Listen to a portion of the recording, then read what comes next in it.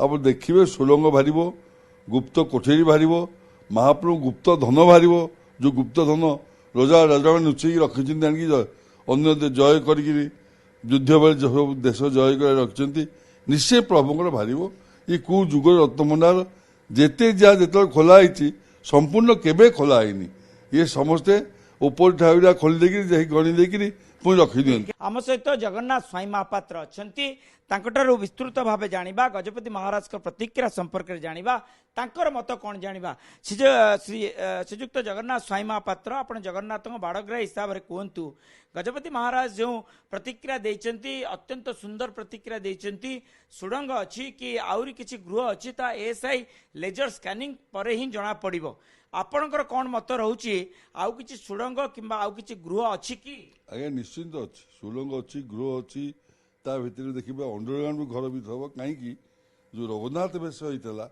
यहाँ आम समस्ते शुणीचे जानीचे शह शह मोहन सुना महाप्रभु लगी से जिनसा निश्चिंत थब जीव कुआड़े ये तो आरंभ है आज ना यहाँ आज आरंभ हो जिनसा ये तो छोट पिला खेल है ये जुग जुगर जिन रही रही जगन्नाथ महाप्रभु आशीर्वाद रू मैं जहाँ ये सरकार तक पूरा खोलिले एवं खोलिकी संपूर्ण भी करेंगे यहाँ आरंभ होपर देखा कौन अच्छी कौन न अच्छी गजपति महाराज देखिले हठात पलि आइले कि जांच से पूरा पूरापूरी करना ना अबिका जो कमिटी जाइए 11 जन कमिटी जाइए भीतर जांच कौन शिफ्ट होती तर काली से जगह कम हो पार नहीं कल नीलाद्री भी जे कल से जगह कि स्पॉट उपर लक्ष्मी नारायण को भेट है से जगह रत्नभंडार से सम्मुख लक्ष्मी नारायण भेट है सेठी किसी कम काली हो पारे गईठाल पिट माँ लक्ष्मी बसवे जगन्नाथ से ठिया हे करना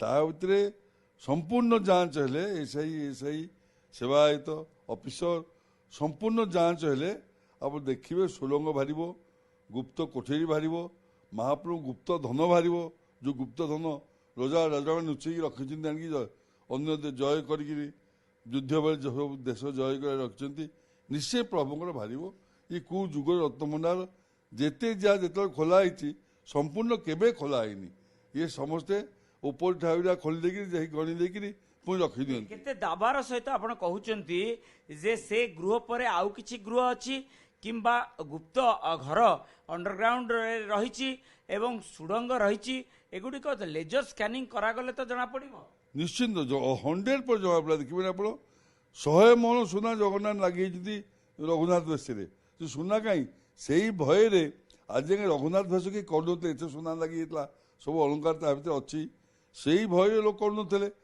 इंटाटा भल मारे जांच हो सब कथा जमा पड़ आम जेहेतु मोहन मोहन कहूँ आपण 100 मोहन कथा कहते 117 वर्ष तरे तले ही महाप्रभु रघुनाथ बेश संपन्न करा रघुनाथ बेश देखि कौन सेवायत जीवित नहांती तेणु एत दाबार सहित केमती कहते 100 मोहन स्वर्ण कहीं कहूँ यहाँ आप रत्नवेदी जय विजय द्वारा लगे लंबे जगन्नाथ भेष होते यहाँ 3 ठाकुर भेष होते आम आकलन गोटे से सुना ना एत दूर प्रभु भेष हो पारे एक बार रत्न सिंहासन तू जय विजय द्वार जाके महाप्रभु भेष होते कहते रघुनाथ भेष से आम कहूँ एत सुना प्रभु निश्चित लगी प्रभुଙ୍କର अच्छी थेला रही थब ही भावुची मुझे देखा आम समस्त मन भर गोटे उत्साह आग्रह अच्छी सारा ओडिशा लोग उत्साह आग्रह अच्छी समस्त देखते महाप्रभु बाहर गजपति महाराज को प्रतिक्रिया पर आपणकर कौन प्रतिक्रिया रहिबो जगन्नाथ बाड़ग्राह हिसाब से जे किभली भावे से सुड़ंग को ठाब करा जीवो किभली भावे से गुप्त गृह को ठाब करा जीवो किभली भावे रघुनाथ बेशर सामग्री गुड़िक से दिव्य सामग्री गुड़िक सी किभली सामना को आसीबो किभली भावे से मुकुट जो मुकुट को पराजित राजा मानक ठारू अणा जाइथिला से जिनस आप कहले से जिनस गुड़िक बाहर अबिका एमाने प्रथम द्वार खोलिकी जिनस बाहर कर द्वितीय द्वार खोलिए द्वितीय भीतर रत्नभंडार खोला हम तृतीय पुणी रत्नभंडार भी बाहर आप बाहर सब ठाकुर जिन अच्छी धीरे सुस्थे सरकार काढ़ु कौन चिंता नहीं एवं संपूर्ण भाव ये कार्य मांकड़ा मांकड़ामी मार्के ଖଣ୍ଡିଆକେ ଛାଡ଼ନ୍ତୁ ନାହିଁ, ଯେତେ ଦିନ ଟାଇମ୍ ଲାଗୁ, 2 ମାସ ଲାଗୁ, 3 ମାସ ଲାଗୁ, 4 ମାସ ଲାଗୁ, ମାସେ ଲାଗୁ,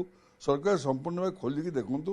ସମ୍ପୂର୍ଣ୍ଣ ଭାବେ ଯେମିତି ଆପଣ ଦେଖିଲେ ଏମାର ମଠରେ ଗୁପ୍ତ ଭିତରେ ସୁଡ଼ଙ୍ଗ ଭିତରେ କେତେ ରୂପାଟା ଥିଲା, କିଏ କ'ଣ ଭାବିଥିଲା ଏତେ ରୂପାଟା ଆସିବ? ସେମିତି ଜଗନ୍ନାଥ ମହାପ୍ରଭୁ ଅଚଳାଚଳ ସମ୍ପତ୍ତି, ଅଚଳାଚଳ ସମ୍ପତ୍ତିର ସିଏ ହେଲେ ମାଲିକ ଏବଂ ବହୁ ରାଜା ରାଜୁଡ଼ା ତାଙ୍କର ପ୍ରଭୁଙ୍କୁ ସଦା ଭକ୍ତିରେ ଦାନ ପୁଣ୍ୟ କରନ୍ତି। ସେ ଦେଖାଯିବ କ'ଣ ଭାବିతే ଅଛି ନ ଅଛି। ଏମାର ମଠରୁ 522 ଖଣ୍ଡ ରୂପା ଇଟା, ଗୋଟେ ଗୋଟେ ରୂପା ଇଟା ମାନେ ଯୋଉ ଇଟାର ଯୋଉ ଯେମିତି ଆମେ ଘର କରେ ସେ ଇଟା ଠାରୁ ମଧ୍ୟ ଡବଲ ଇଟା ସେଗୁଡ଼ିକ ଏତେ ବାହାରିଲା। ତେଣୁ ରତ୍ନ ଭଣ୍ଡାରରେ କେତେ ଗହଣା ସ୍ୱର୍ଣ୍ଣ ଅଳଙ୍କାର ରହିନଥିବ? ସେ ପୁରା ବହୁତ ଅଳଙ୍କାର ରହିଥିବ, ପ୍ରଭୁଙ୍କର ବହୁତ ଅଳଙ୍କାର ରହିଥିବ ଭାବୁଛି ମୁଁ। ରଘୁନାଥ ବେଶ ପ୍ରଭୁଙ୍କୁ ହୋଇଥିଲେ, ଆମ ସମସ୍ତଙ୍କ ଟାର୍ଗେଟ ରଘୁନାଥ ବେଶ ଉପରକୁ, ସେଥିଯୋଗୁଁ ଆମେ କହୁଛୁ କ'ଣ ଆପଣ ଭାବୁଛନ୍ତି ଏ ପ୍ରକ୍ରିୟାଟା କ'ଣ କରାଯିବା ଦରକାର ଯାହା ଫଳରେ ଆମେ ସେ ସୁଡ଼ଙ୍ଗ ଠାବ କରିପାରିବା? ଏବଂ ଅନେକ ବ୍ୟକ୍ତି ବିଶେଷଙ୍କ ସହିତ ତ ଆମେ କଥାବାର୍ତ୍ତା ହେଉଥିଲୁ, ସେ କୂଅ ଥିବା ମଧ୍ୟ କହୁଛନ୍ତି ଯେ ସବା ତଳେ କୂଅ ଥିଲା ଏବଂ କୂଅକୁ ନେଇକି ମଧ୍ୟ ଅନେକ କଳ୍ପନା ଜଳ୍ପନା ମଧ୍ୟ ଆସୁଛି ଯେ ସେ କୂଅରେ ମଧ୍ୟ କେତେ ଜଣ ଯାଇଥିଲେ ଆଉ କେହି ଫେରି ନଥିଲେ, ଏମିତି ମଧ୍ୟ କଳ୍ପନା ଜଳ୍ପନା ଶୁଣିବାକୁ ମିଳୁଛି। ଏଇପାରେ ତ ଆଜ୍ଞା ଶୁଣୁ, ସେ ତ ଭଗବାନ ରତ୍ନଭଣ୍ଡାର, ସେ କେଉଁ ରଜା କେଉଁ ସମୟରୁ ସେ ଜିନିଷ ତିଆରି କରିଥିଲେ, ସେଥିରେ ନିଶ୍ଚିତ ଗୁପ୍ତ ଜିନିଷ ସବୁ ରହିଥିବ। କୂଅ ରହିପାରିଥାଏ, ସୁଡ଼ଙ୍ଗ ରହିପାରିଥାଏ, ଗୁପ୍ତ ଭଣ୍ଡାର ଆଉ ରହିପାରିଥାଏ। ଯାହା ଭଲ ହେଲା ଇଏ ଆମର ମୋହନବାଦୀ ସରକାର ସମୟରେ ଏସବୁ ସବୁ ଭାରୁ। ଆପଣ ବାଲି ନହର କଥା ତ ଶୁଣିଥିବେ, ବାଲି ନହର ଯୋଉଟା କି ଶ୍ୟାମା କାଳୀ ପୂଜା ହୋଇଥାନ୍ତି, ଯୋଉ କୁହାଯାଏ ସୁଡ଼ଙ୍ଗ, ସିଏ ବାଲି ନହର ସୁଡ଼ଙ୍ଗ ଲାଗିଛି ରଜାଙ୍କ ନହର ପର୍ଯ୍ୟନ୍ତ।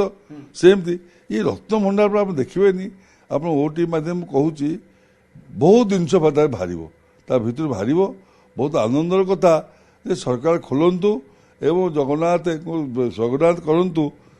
ଏଇ ସରକାରଙ୍କୁ ଚ୍ୟାଲେଞ୍ଜ, ଥରେ ରଘୁନାଥ ବେଶ ମହାପ୍ରଭୁ କରନ୍ତୁ, କଲେ ଜାଣିବା ହଁ ସରକାର ଗୋଟେ କାମ କରି ଦେଖେଇଲେ। ରତ୍ନଭଣ୍ଡାର ରଘୁନାଥ ବେଶ ତ ବାହାରିଲେ ତ ହବ। ଏ ପର୍ଯ୍ୟନ୍ତ 1978 ମସିହାର ଯଦି ତାଲିକାକୁ ଆମେ ଚିନ୍ତା କରିବା, ସେ 1978 ମସିହାର ସେ ତାଲିକାରେ କୌଣସି ରଘୁନାଥ ବେଶ ସମ୍ପର୍କରେ କୌଣସି ସୂଚନା ହିଁ ନାହିଁ। ନାଇଁ, ଯଦି ନାହିଁ ସରକାର କରିବେ। ସରକାର କ'ଣ ଅଭାବ କ'ଣ ଅଛି? ମନ୍ଦିର ପରିକ୍ରମାରେ 4000 କୋଟି ଟଙ୍କା ଖର୍ଚ୍ଚ ହେଲା, ଆଉ ଜଗନ୍ନାଥଙ୍କ ନିଜେ ମାଲିକ ସିଏ, ଆଉ ତାଙ୍କ ପାଇଁ କାହିଁକି ନ କରିବେ? ଏଇଟା ତାଙ୍କ ସରକାର ପାଇଁ ବି ଗୋଟେ ଚ୍ୟାଲେଞ୍ଜ। ତାକୁ ତ ଖୋଜା ଯିବା ଦରକାର। 1978 ମସିହାର ତାଲିକାରେ ଯେହେତୁ ରଘୁନାଥ ବେଶ ନାହିଁ, ତାହେଲେ ସେ ରଘୁନାଥ ବେଶ ସମ୍ପନ୍ନ ହୋଇଥିବା ସେ ବେଶ ସାମଗ୍ରୀ କୁଆଡେ ଗଲା? ଇଏ ତ ବଡ ପ୍ରଶ୍ନ। ସେଟା ଖୋଲା ହବ, ଆଗ ସେଟା ଖୋଲା ହେଲେ ପୁଣି ଆପଣଙ୍କ ସାଙ୍ଗେ କଥାବାର୍ତ୍ତା ହବା, ଆପଣ ଟିଭିରେ ପୁଣି ଯାହା କହିବି। ଆଗ ଖୋଲା ହେଇଯାଉ, ସମ୍ପୂର୍ଣ୍ଣ ଭାବେ ଖୋଲା ହେଇକିରି ସମ୍ପୂର୍ଣ୍ଣ ଭାବେ ସୁରକ୍ଷିତରେ ସେ ଜିନିଷ ଯୋଉ ଗଣତି ହଉ, କ'ଣ ଭାଇଲା କ'ଣ ନ ଭାଇଲା ସେଟା ପଛ କଥା, ଆଗ ଖୋଲା ହଉ। ଆଜି ଭାବୁଛନ୍ତି ଗୋଟେ ଦିନରେ ଶେଷ ହେଇଯିବ ନା ନାଇଁ ଆଉ କିଛି ଦିନ ଲାଗିବ ଏବଂ ଏଏସ୍ଆଇ କୁ ହସ୍ତାନ୍ତର କରାଯିବ ଏବଂ ଏଏସ୍ଆଇ ମରାମତି କରାଯିବ? କାରଣ ଆପଣ ସବୁ ସମୟରେ କହିଛନ୍ତି ଯେ ପ୍ରବଳ ମାତ୍ରାରେ ପାଣି ଦଉଥିଲା ସେ ଅମୁଆ ମନ୍ଦିରରେ, ପାଣି ଦଉଥିଲା ଅମୁଆ ମନ୍ଦିର। ଏଏସ୍ଆଇ ସମର୍ପିତ କରାଯିବ। ଏଏସ୍ଆଇ ତାର ଯୋଉ କାମ ହେଇଛି ତାକୁ ଦେଖିବେ। ସେଇ ଯୋଗୁଁ ଆଗ ମୁଁ କହିବା କଥା, ଆଜି ଗୋଟେ ଦିନ କେବେ ସରିବନି। ଦେଖିବେ ଆପଣ, ଏଇ ଗୋଟେ ଦିନ କେବେ ସରିବନି, ସମ୍ପୂର୍ଣ୍ଣ ସେ ସରିବାକୁ କିଛି ସମୟ ଲାଗିବ। ନିଶ୍ଚିତ ସମୟ ଲାଗିବ। ତାକୁ ବି ଗଜପତି ମହାରାଜ ସେ କଥା କହୁଥିଲେ, ସମୟ ଲାଗୁ ସବୁ। ଆସନ୍ତାକାଲି ଯୋଉ ନୀତିକାନ୍ତିଟି ଜଗମୋହନରେ ରହିଛି, ରତ୍ନଭଣ୍ଡାର ଠିକ ପାର୍ଶ୍ୱରେ, ଜଗମୋହନର ଠିକ ପାର୍ଶ୍ୱରେ ରତ୍ନଭଣ୍ଡାର ରହିଛି, ସମୁଦ୍ର ଘର ଏବଂ ସେପଟେ ଖଟଶେଜ ଘର ଯେଉଁଠି ଅସ୍ଥାୟୀ ରତ୍ନଭଣ୍ଡାର କରାଯାଇଛି। ତାହେଲେ ସେ ସମୟରେ ନୀତିକାନ୍ତି କିଭଳି ଭାବେ ସମ୍ପନ୍ନ କରାଯିବ ଏବଂ କେଉଁ କେଉଁ ସେବକ ମାନେ ଉପସ୍ଥିତ ରହିକି ସେ ନୀତିକାନ୍ତି କରିବେ? ସେଟା ନୀତିକାନ୍ତି ସମ୍ପୂର୍ଣ୍ଣ ବନ୍ଦ କରାଯିବ। ମା ଲକ୍ଷ୍ମୀ ନେବେ, ଜଗନ୍ନାଥ ଆସିବେ, ଶହ ଶହ ସେବାୟତ ପଶିବେ, ମା ଲକ୍ଷ୍ମୀ ନାରାୟଣ ଭେଟ ହବ, ସମୟ ଲାଗିବ। ସେଥିପାଇଁ ସେଇ ସମୟ ତକ ସେଇଟା ବନ୍ଦ କରାଯିବ। ସମ୍ପୂର୍ଣ୍ଣ ବନ୍ଦ ନ କଲେ ଅସୁବିଧା ହେଇଯିବ, ସେଠିକି ତ ଆଉ କିଏ ଯାଇପାରିବେନି। ସମ୍ପୂର୍ଣ୍ଣ ବନ୍ଦ ହେଇ ନୀତିକାନ୍ତି ଆଜ୍ଞା ହବ। ନିଶ୍ଚିତ ଆପଣ ଶୁଣୁଥିଲେ ରଶ୍ମି ରଞ୍ଜନ କିଭଳି ଭାବେ ଦାବାର ସହିତ କହୁଛନ୍ତି ଜଗନ୍ନାଥଙ୍କ ବାଡ଼ଗ୍ରାହୀ ଜଗନ୍ନାଥ ସ୍ୱାଇଁ ମହାପାତ୍ର କି ଯେ ଅନେକ ମାନେ ସୁଡ଼ଙ୍ଗ ରହିଛି, ଅନେକ ଗୁପ୍ତ ଗୃହ ରହିଛି। କାରଣ ରଘୁନାଥ ବେଶ ସମ୍ପର୍କରେ 1978 ମସିହାର ତାଲିକାର କୌଣସି ରିପୋର୍ଟ ଉଲ୍ଲେଖ କରାଯାଇ ନାହିଁ। ଯେଉଁ ଶ୍ଵେତପତ୍ର ପ୍ରକାଶ ପାଇଥିଲା 124 ପୃଷ୍ଠାର ଶ୍ଵେତପତ୍ର। ତେଣୁ ନିଶ୍ଚିତ ଏହା को आहरी अधिक तर्जमा करिया दरकार अधिक अनुध्यान करिया दरकार एएसआई तरफ लेजर स्कानिंग करागले जेहेतु गजपति महाराज दिव्यसिंह देव मध्य से उपरे मध्य प्रतिक्रिया रखिछन्ति।